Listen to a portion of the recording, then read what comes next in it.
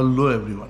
कई लोगों का ऐसा मानना है कि ग्रोथ हार्मोन जो है वो एकदम सेफ है और ग्रोथ हार्मोन लेने से आपकी बॉडी जो है वो बहुत खूबसूरत हो जाएगी और बहुत अच्छा ग्रोथ होगा मसल में एंड एकदम ड्रास्टिक चेंज आ जाएगा।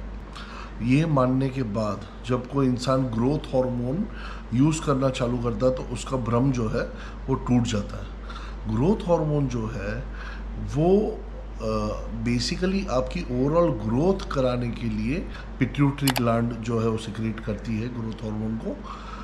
अब ये ग्रोथ हार्मोन जो है बेसिकली छोटा बच्चा जो होता है जो पैदा होता है, जस्ट बेबी जो एक 1 डे बेबी है, उसका पिट्यूटरी ग्लैंड जो है वो 16 मिलीग्राम 14 से 16 मिलीग्राम का ग्रोथ हार्मोन सिक्रेट करता है। अब 14 से 16 मिलीग्राम बोलेगा तो 50 आयु से 64 आयु का एवरेज के बीच में ग्रोथ हार्मोन सिक्रेट करता है। अभी एक बॉडी बिल्डर जो बहुत ही हाई लेवल का बॉडी बिल्डर है, उसका रोज़ का डोज जो है वो 8 से 10, 10 से 16, 16 से 18, डिपेंड्स कि वो कितना बड़ा म्यूटेंट बनना चाहता है। बट ये कोई 1 दिन 2 दिन 3 दिन में नहीं होता। ग्रोथ हार्मोन का इफ़ेक्ट जो है वो होने में आपको कम से कम 6 महीने से 1 साल, शायद 2 साल भी लग सकते हैं, तब जाके वो मसल में मैच्योरिटी आएगी। तो ग्रोथ हार्मोन जो है वो बेसिकली ग्रोथ कराता है और मसल में मैच्योरिटी भी देता है। ग्रोथ का मतलब आपको जवान रखे रहना नहीं है। हम जब ग्रो करते हैं तो हम हमारी मृत्यु के निकट आते हैं। हमारा जो फाइनल डेस्टिनेशन है वो मृत्यु, डेथ। तो हम जब ग्रो करते हैं, ग्रो करते करते करते हम हमारी मृत्यु के नज़दीक आते हैं। तो ग्रोथ हार्मोन से लॉन्जिविटी बढ़ती है, ये मिथ है। ग्रोथ हार्मोन से आप लेने से आप 200 साल के नहीं हो जाओगे।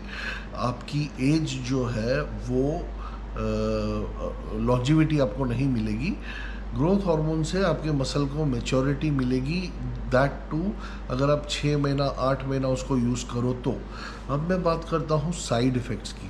ग्रोथ हार्मोन लेने की बहुत सारे साइड इफ़ेक्ट्स हैं।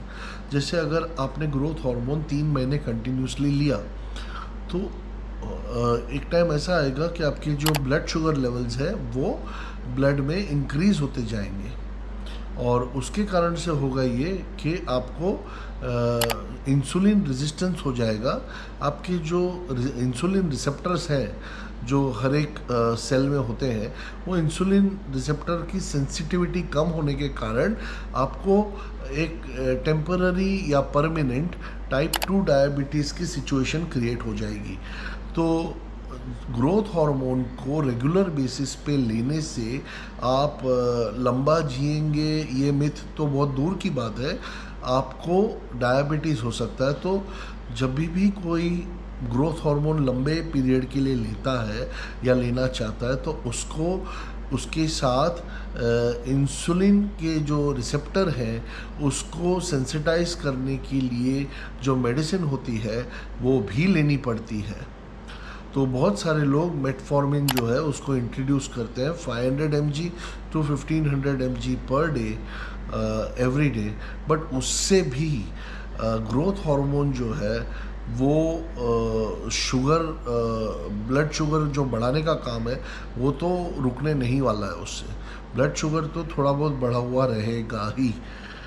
तो एक तो ये साइड इफ़ेक्ट है कि उससे डायबिटीज़ हो सकता है। दूसरा साइड इफ़ेक्ट, ग्रोथ हार्मोन जब हमारी ग्रोथ पूरी हो चुकी, यानी लंबाई, तो हमारे बोन के आगे जो ग्रोथ प्लेट होती है वो फ्यूज़ हो जाती है और उसके बाद हमारी ग्रोथ वहाँ पे नहीं होती। तो ग्रोथ प्लेट जो है वो फ्यूज़ होने के बाद हमारे हड्डियाँ तो नहीं बढ़ेंगी, लेकिन अब ऑर्गन बढ़ेंगे।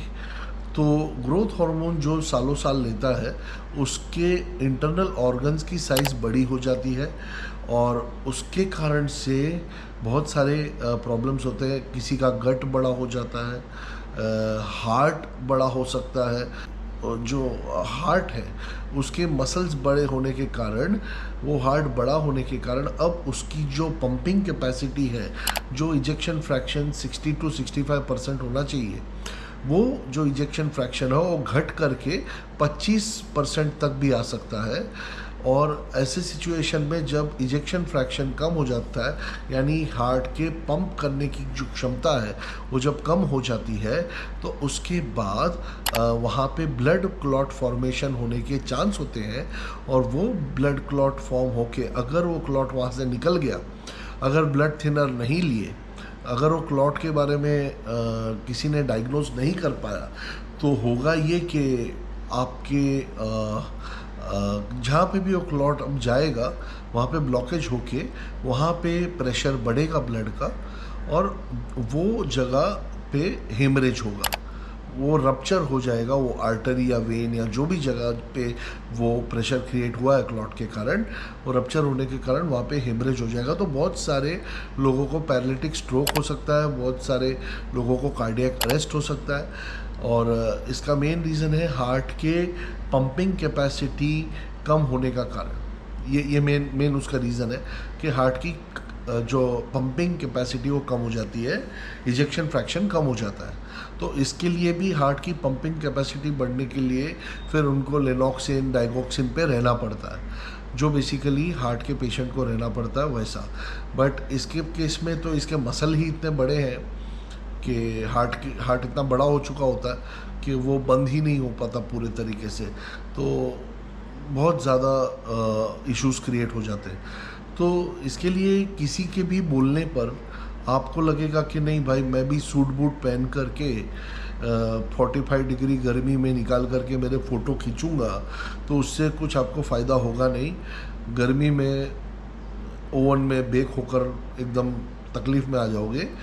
तो ये ग्रोथ हार्मोन किसी के बहकाने पे आपने लेना चालू किया तो ये हानिकारक हो सकता है, खुद से एडमिनिस्टर करना तो और भी हानिकारक हो सकता है। तो जो भी करें बहुत सोच समझ कर, किसी एक्सपीरियंस बंदे के गाइडेंस में रहकर करें, नहीं तो ना करें। ये बॉडी जो है वो ठीक है, अच्छी होना, प्रेजेंटेबल होना बहुत अच्छी बात है, मगर फिर इसका एंड कहाँ पर है। और रही बात स्टेरॉइड्स की, बहुत सारे जन बोलते हैं कि मेरा ये जो बॉडी है ये ग्रोथ हार्मोन की वजह से हुआ। Growth hormone is a icing on the cake. जो स्टेरॉइड्स जो स्पीड में मसल ग्रोथ दे सकते हैं, ग्रोथ हार्मोन ऐसा मसल ग्रोथ कभी नहीं दे सकता। और वर्कआउट तो करना ही पड़ता है, कोई भी इंसान हो उसने वर्कआउट करना पड़ता है। बिना वर्कआउट के आपको वैसी बॉडी मिलेगी ही नहीं।